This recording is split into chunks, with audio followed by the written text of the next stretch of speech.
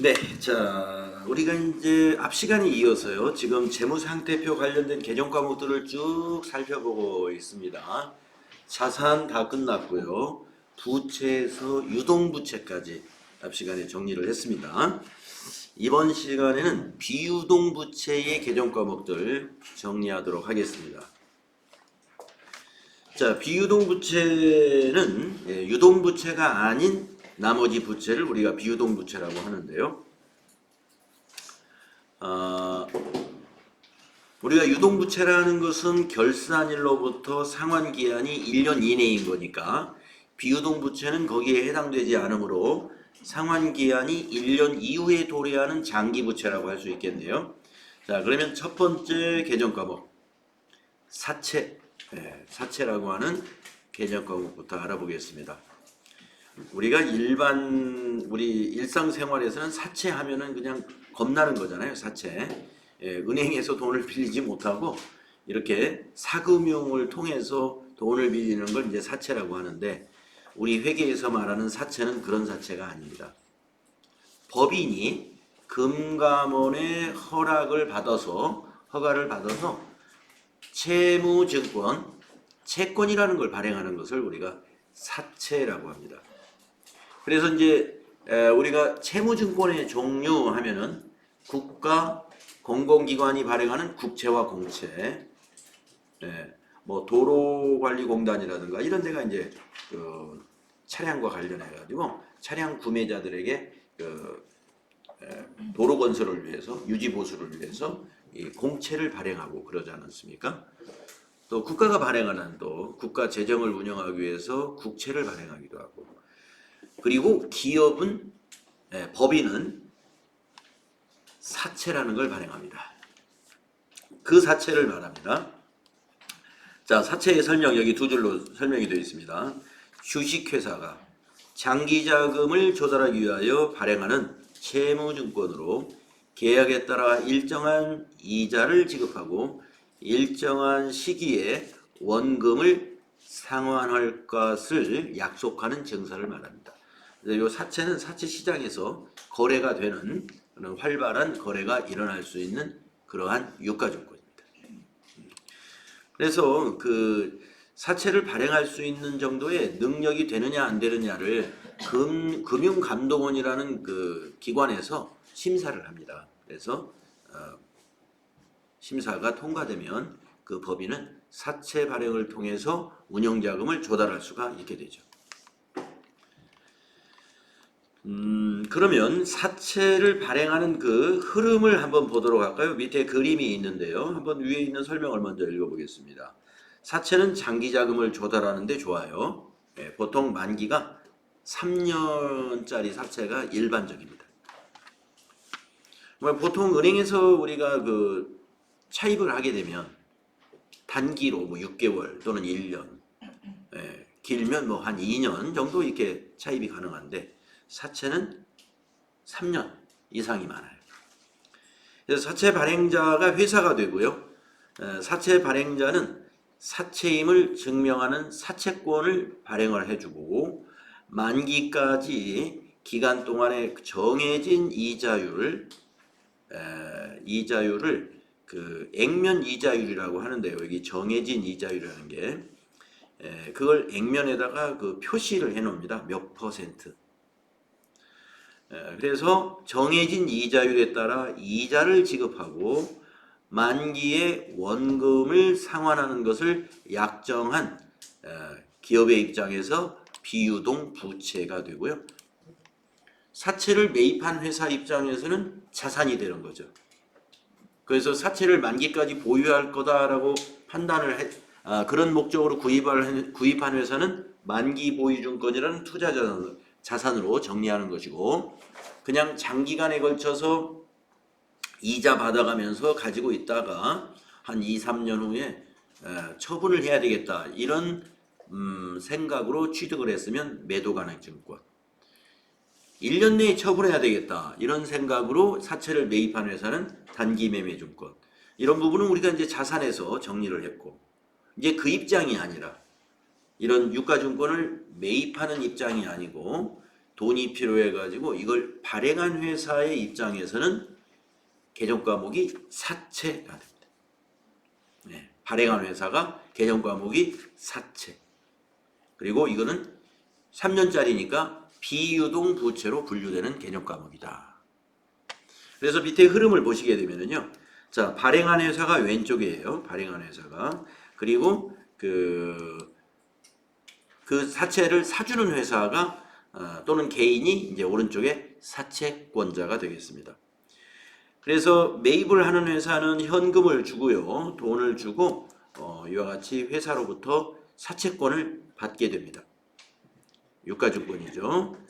그리고 이 사채권에는 액면 금액과 이자율이 표시가 되어 있어요. 그래서 만약에 액면가가 100만 원이고 이자율이 10%로 표시가 되어 있다. 그러면은 1년에 100만 원의 10%니까 10만 원이죠. 1년에 10만 원씩 약속한 날에 이자를 지급하겠다. 이렇게 약속한 증권이 사채권입니다. 그래서 정해진 날 이자를 이렇게 지급을 하게 됩니다. 사채를 발행한 회사가 사채권자에게 이자를 지급하고 만약에 3년이다 그러면은 마지막 이자를 지급할 때는 액면도 우리가 액면 금액도 상환을 해야 되겠죠. 그래서 마지막에는 액면 금액을 상환하는 것까지 이렇게 이제 흘러가는 현금의 흐름이 되겠습니다. 자, 그러면 사채를 발행하는 회사는 어떤 회계 처리를 해야 되고요. 또 회계 처리 이전에 사채 발행하는 형식에는 어떤 형식들이 있는지 한번 알아보도록 하겠습니다. 자, 먼저 이제 사채에서 액면 금액이라는 말을 우리가 먼저 이해를 해 주셔야 되는데요. 액면 금액이라고 하는 것은 뭐냐? 사채 표면에 기재된 금액이라는 뜻이에요. 사채 표면에 기재된 금액. 그래서 경제적으로는 만기일에 상환할 금액이라는 뜻을 가지고 있습니다. 그러니까 상환할 뜻을 가지고 있는 그 금액이니까 그 발행한 회사는 사채를 액면 금액으로 인식하면 되겠네요. 나중에 갚아야 될 돈이니까. 사채 발행자는 바로 이 액면 금액을 만기일에 사채권자들에게 상환해야 한다. 그러니까 여러분이 갚아야 될 돈이 부채로 인식해야 되죠. 그래서 사채를 발행한 회사는 액면 금액으로 사채를 인식해야 되겠구나 하는 걸 우리가 알 수 있겠습니다. 자, 다음은 사채의 액면 이자율이란 무엇이냐? 사채에 적혀있는 이자율을 말합니다. 그래서 표시 이자율이라고도 합니다. 사채에 인쇄되어 있다 해서 표시된 이자율이다. 그리고 이제 그 표시된 이자율에 의해서 액면가 곱하기 표시 이자율 이 방식으로 계산을 해가지고 사채권자에게 현금으로 이자를 지급해 줍니다. 그래서 사채권자에게 지급할 이자는 어떻게 계산하느냐 하면은 액면에 표시된 금액 곱하기 액면에 표시된 이자율로 지급을 합니다.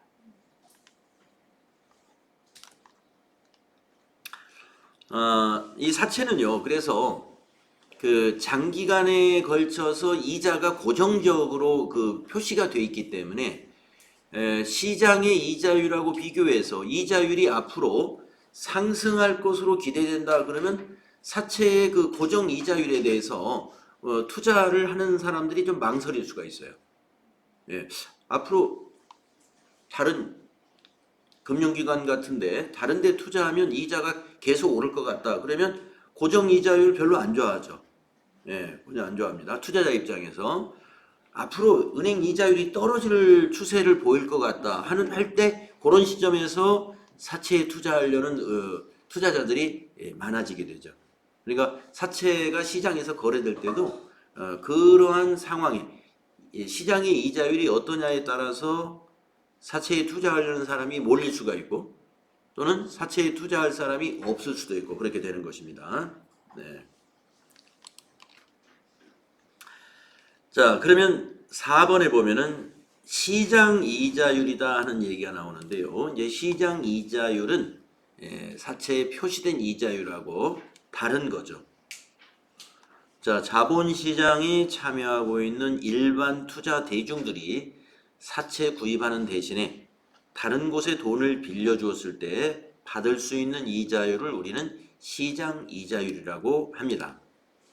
그런데 이 시장 이자율은 표시 이자율과 항상 일치하지는 않습니다. 시장 이자율이 변동이 되잖아요. 1년에서도 몇 번씩 변동이 될 수 있죠.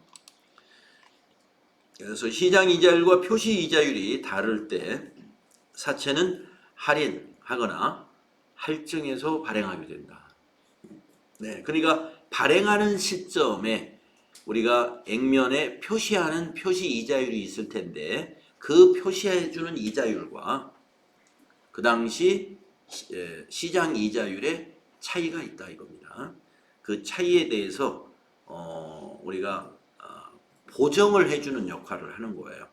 원금을 할인해서 사채를 판다 하는 말은 뭐냐면 지금 시장 이자율이 우리가 주겠다는 이자율보다 높게 형성되어 있을 때는 원금을 싸게 판매하는 겁니다.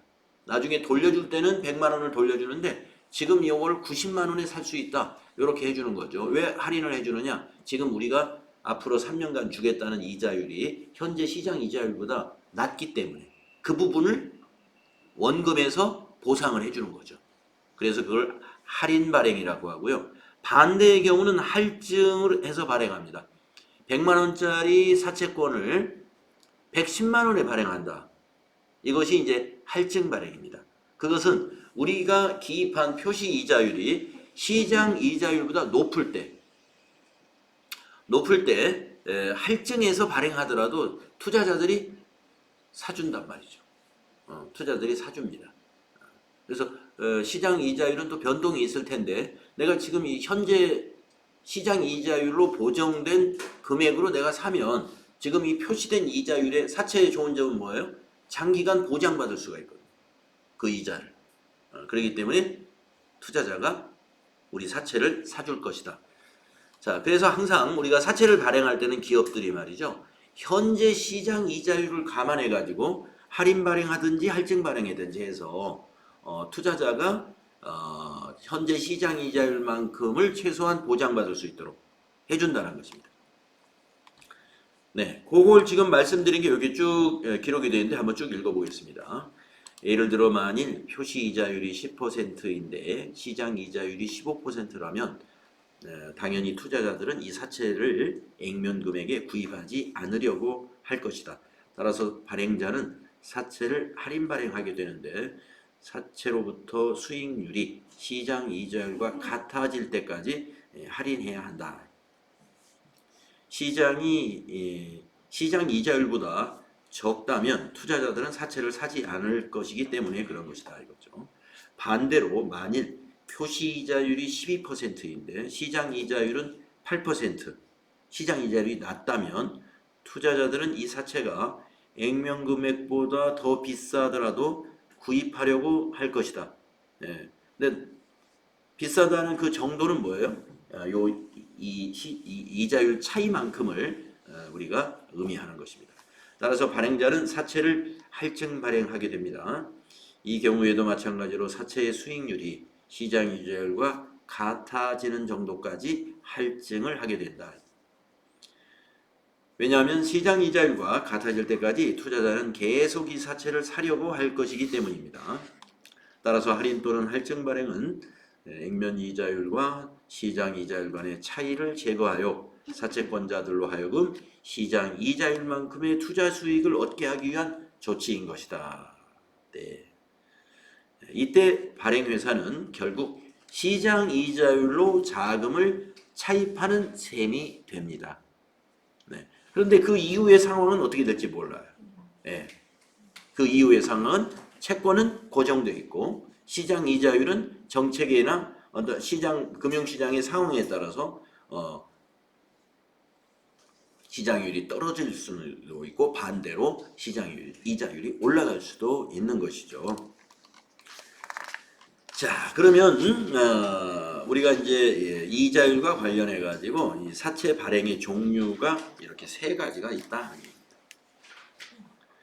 첫 번째 경우가 시장 이자율이 높을 때는 할인 발행을 기업들이 하게 된다 이겁니다. 할인 발행. 시장 이자율하고 액면 이자율이 같을 때에는 액면가 그대로 발행할 수가 있죠. 조건이 똑같으니까. 액면 금액으로 그대로 판매하는 것을 우리가 액면 발행이라고 합니다. 그 다음에 반대의 경우로 아까 말씀드린 대로 액면 표시 이자율이 액면 이자율이 높을 때에는 할증 발행을 하게 됩니다. 할증 발행. 그래서 사채 발행의 종류에는 세 가지가 있다는 거죠. 할인 발행하거나 액면 발행하거나 할증 발행을 하게 됩니다.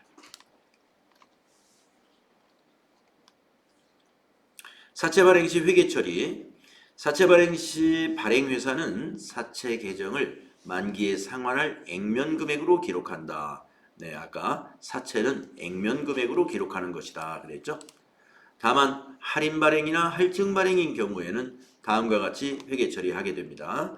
할인 발행을 할 때는 액면의 차감 계정, 즉 할인을 해야 되기 때문에 차감 계정 과목이 하나 필요해요. 그래서 그 할인 금액을 이 계정 과목으로 처리한다. 사채 할인 발행 차금이라는 계정 과목이에요. 계정 과목 이름이 어렵죠? 계정 과목 이름이 사채 할인 발행 차금. 그 차액을. 그리고 이 사채 할인 발행 차금은 사채의 차감 계정입니다. 사채의 차감적인 계정이다. 네, 우리가 자산에서도 차감 계정들이 꽤 여러 개 있었어요. 유형자산 배울 때는 유형자산의 차감 계정으로 감가상각도계, 매출채권을 배울 때는 매출채권의 차감 계정으로 배선충당금 이런 것들이 있었지 않습니까?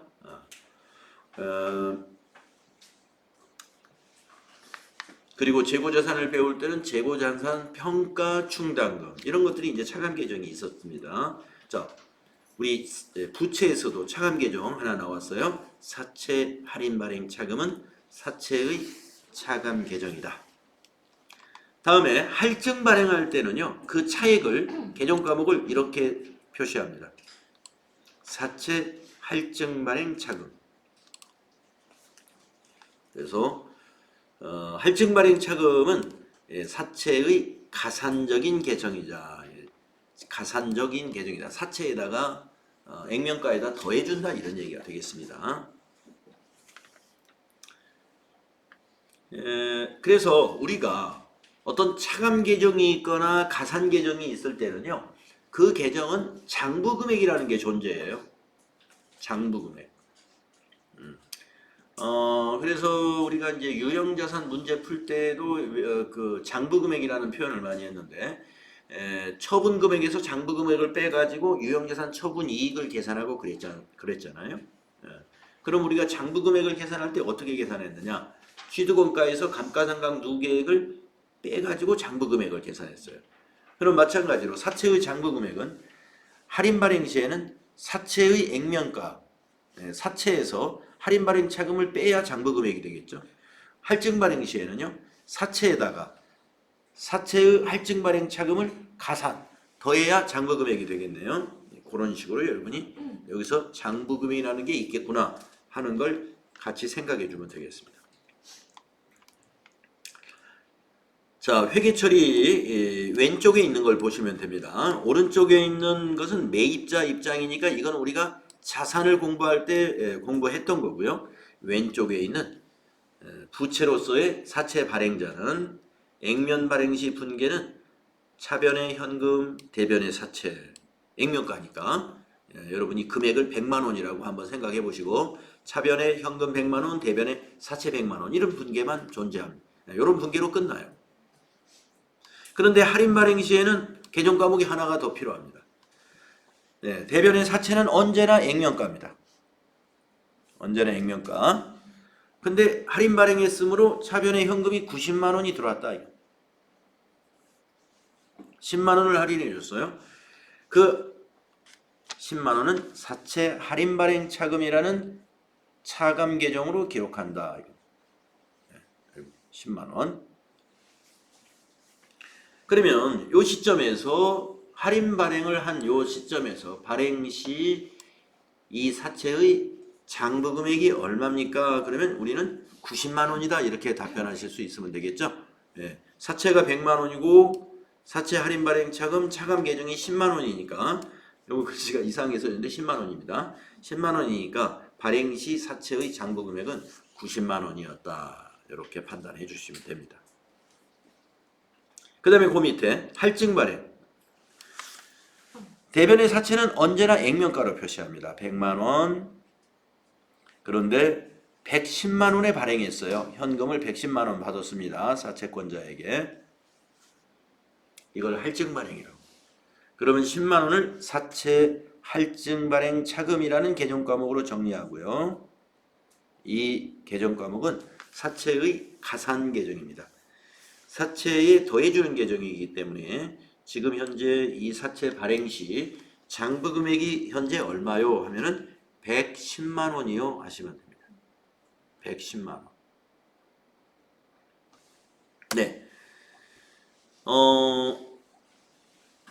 우리 아마 FAT 1급 교재에서는 여기까지, 그렇죠. 여기까지만 이제 회계 처리가 발행 시 회계 처리까지를 FAT 1급 교재에서 다루었습니다. 네. 나중에 여러분이 TAT 2급으로 교재를 바꾸어서 나중에 공부하실 때는 사채가 요 다음 단계, 이 다음 단계가 뭐냐면요. 기말에 이 사채의 할인 발행 차금이나 할증 발행 차금을 상각을 해주는 회계 처리가 필요합니다. 상각을 해서 만기 때 사채의 장부 금액을 액면 금액과 일치시키는 회계 처리가 필요해요.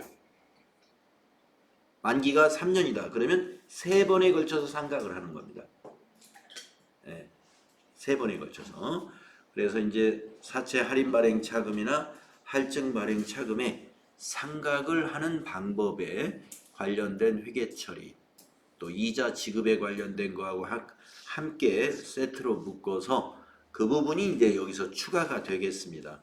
그리고 만기 때 이제 사채권자에게 액면가를 돌려주는 거기까지. 그래서 우리 FAT 1급 교재에서는요, 여기까지가 사채에 대한 공부예요. 그래서 여러분 사채는 비유동 부채이다. 그리고 사채에 있는 용어들, 액면가, 액면 이자율, 시장 이자율, 시장 이자율과 액면 이자율의 차이 때문에 할증 발행도 있고 할인 발행도 있다 하는 거.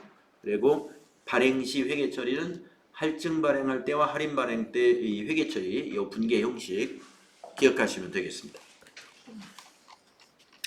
자, 다음 페이지는 재무상태표에 사채에 어떻게 표시되는가를 보여주는 건데요.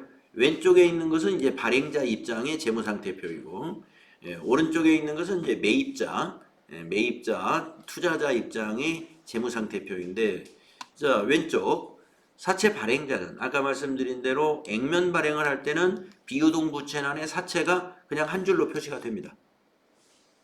그런데 할인 발행 시에는 비유동 부채란에 사채가 이와 같이 두 줄로 표시를 하는데요. 사채 밑에 사채 할인 발행 차금이 같이 차감 계정이 항상 붙어 다녀요. 그리고 이건 괄호니까 음수를 의미하는 거예요. 그래서 그 옆에 오른쪽에 XX, 요 금액은 무슨 금액을 의미할까요? 장부 금액을 의미하는 것입니다. 그래서 재무상태표에 보면은 금액이 이렇게 두 칸으로 기록되어 있는 것을 여러분이 볼 수가 있어요. 모든 계정 과목이 다 두 칸으로 기록되어 있는 건 아닙니다. 어떤 계정 과목이 두 칸으로 나눠져 있냐면은 지금처럼 차감 계정이 있는 계정 과목들, 유형자산의 감가상각을 하는 계정 과목이라든가 매출채권에서 대손충당금을 설정한 계정과목이라든가 이런 것은 이와 같이 지금 여기서 보시다시피 금액이 여기에도 있고 여기에도 있고 두 칸으로 기록되어 있어요. 그래서 오른쪽에 있는 이 금액이 장부 금액입니다. 항상.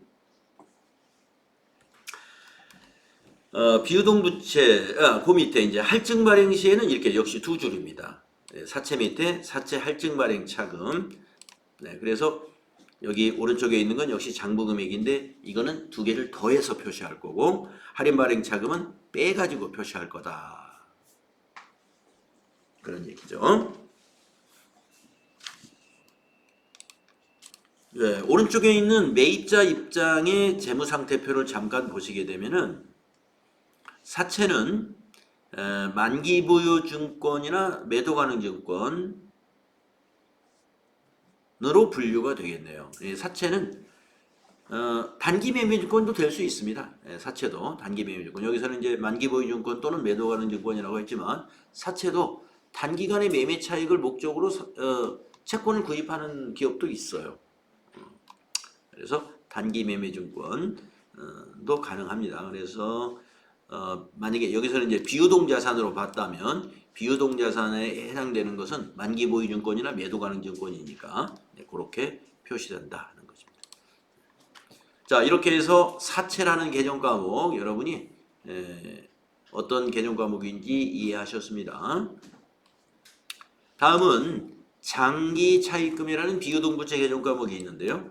우리가 유동부채에서 단기차입금이 있었잖아요.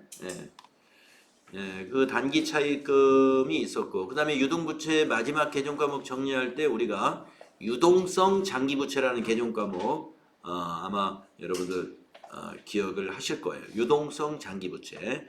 처음에 장기차입금이었는데 결산일로부터 상환기한이 1년 이내에 도래한 장기차입금은 대체를 시킨다 그랬습니다. 그래서 장기차입금은 자, 처음에 차입할 때는 대변의 장기차입금이에요. 처음에 차입할 때는 부채 증가, 대변의 비유동부채로 정리했다가 결산 수정분계 때 만기가 1년 이내에 도래한 장기차입금은 부채를 감소시켜요. 비유동부채의 감소.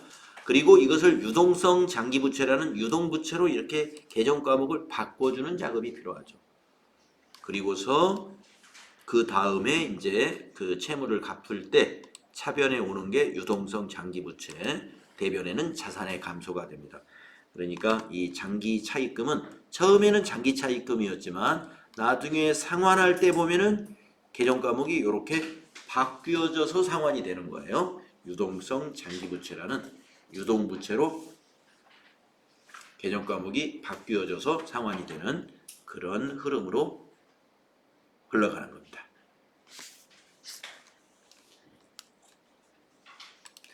자, 다음은 비유동부채 세 번째 개정 과목 임대보증금 나왔네요.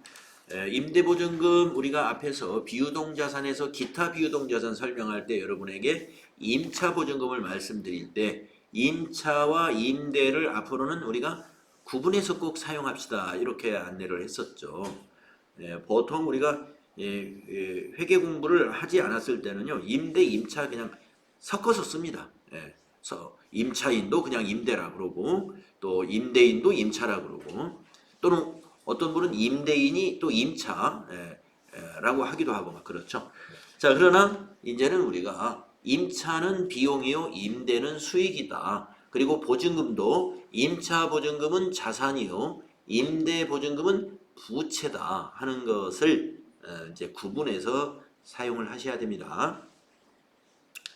자, 임대라는 것은 여러분이 자산을 빌려준 것입니다. 사용하게끔 한 거예요. 내가 보유한 자산을 상대방에게 사용하게끔 한 것을 우리가 임대라고 하는데 그러면서 받은 돈을 우리가 보증금이라고 합니다. 그래서 비유동 부채로 처리한다. 임대보증금은 계약이 만료되면 우리가 다시 상환을 해야 되기 때문에 부채로 인식한다는 것이죠. 그래서 여기 회계처리 흐름을 보시면 자, 임대 계약을 맺을 때 보증금을 받았어요. 그러면 대변에 임대보증금. 부채로 인식합니다. 그리고 임대료가 매달 들어옵니다. 들어올 땐 임대료라는 수익으로 발생시키면 돼요. 이건 부채가 아니고 대변의 임대료는 수익 발생이 되겠네요. 그리고 임대차 기간이 만료가 됐습니다. 그러면 임대보증금 차변에 와서 부채가 감소하게 됩니다. 그렇게 흘러가는 거죠. 그래서 임대보증금 관련된 거래는 임대보증금을 받았을 때 대변의 임대보증금, 그리고 매월 임대료 받을 때 대변의 임대료. 이건 수익계정 과목이에요. 임대료는. 그리고 임대차 기간이 만료되어 가지고 보증금을 돌려줄 때는 차변의 임대보증금으로 임대보증금을 제로로 만들어주면 되겠습니다.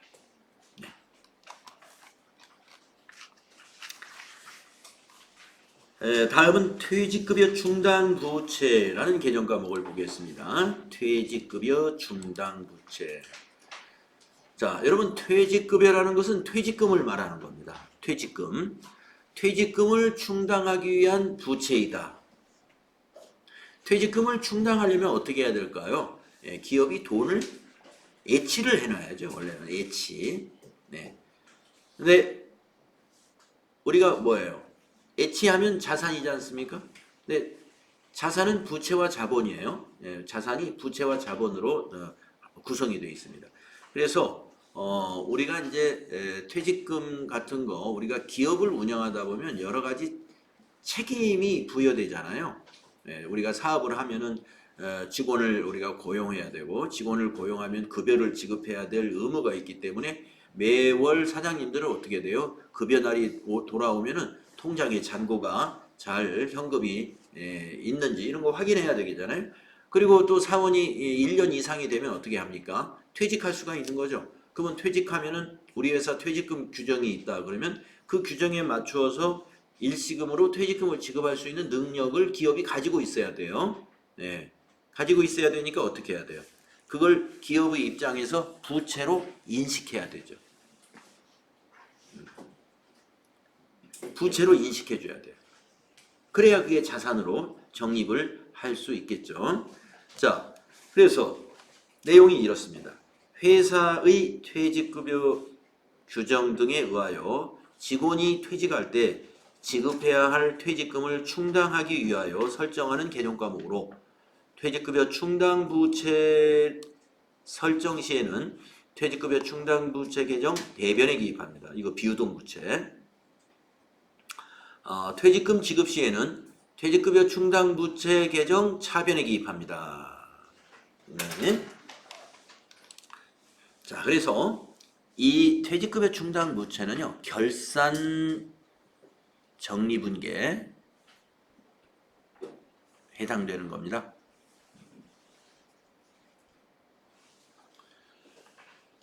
퇴직급여 충당부채를 언제 인식해야 되느냐? 아무 때나 인식하는 것이 아니고 결산 때, 결산 시점에 급여 담당자가 우리 회사의 퇴직급여, 우리 회사 직원이 모두 현재 퇴직을 한다면 얼마의 퇴직금을 지급해야 되는가? 퇴직금 일시 지급 시 금액을 산출해요. 이걸 우리가 퇴직급여 예상액이라고 합니다. 퇴직급여를 한번 계산해 보는 거예요. 그러면 이제 어떤 금액이 나오겠죠. 그 금액만큼을 부채로 인식합니다. 부채로 인식해요. 결산 때 하는 겁니다. 결산 때. 그래서 부채로 인식하는 분계는 요 퇴직급여 충당부채 설정 분계잖아요. 요거 12월 31일 전표로 입력하는 거예요. 이것도 자동 분계 사항이에요. 우리가 결산자료 입력이라는 그 메뉴를 가끔 여러분 수업 시간에 앞에서 보여드린 적이 있는데 거기 결산자료 입력에 보면 퇴직급여라는 칸이 있어요. 거기에다가 우리 회사 직원이 퇴직하면 퇴직금이 얼마다라는 걸 거기다 금액을 입력하면 됩니다. 그리고 전표 추가 누르면 이 분계가 자동으로 만들어져요. 자, 이 분계를 보시면 차변이 퇴직급여이죠. 비용을 발생시켰어요. 비용을 발생시켰죠. 그리고 대변에는 퇴직급여 충당 부채를 증가시켰습니다. 자, 이런 분계를 우리는 발생주의에 의한 회계처리라고 그러는 거예요.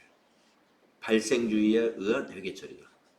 퇴직금을 지급하는 시점에 비용으로 인식하는 게 아니고 이미 직원이 1년 이상 근무를 하면 우리는 지급해야 될 의무가 발생했어요.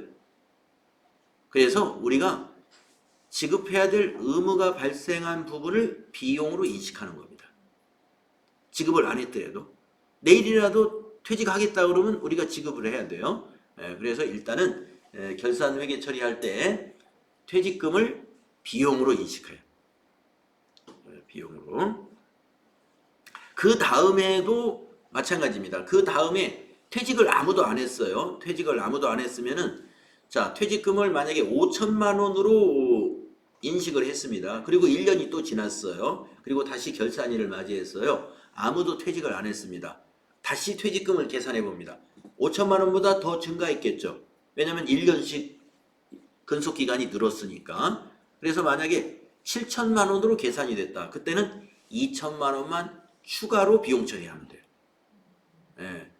계속 하는 것이 아니고 그때부터는 이제 증가된 금액만 첫 해에는 몽땅 이제 비용으로 인식해야 되겠죠. 그 다음부터는 증가된 것만 비용으로 잡으면서 결산 때 대변의 부채로 인식합니다. 자, 그러기 때문에 자, 그 밑에 퇴사 시 퇴직할 때는 비용 처리 안 해요.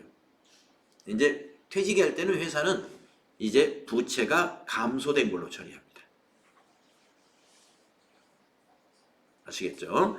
그래서 퇴직할 때는 그동안 부채로 인식했던 거예요. 아, 이제 부채 없어졌다. 차변의 퇴직급여 충당 부채.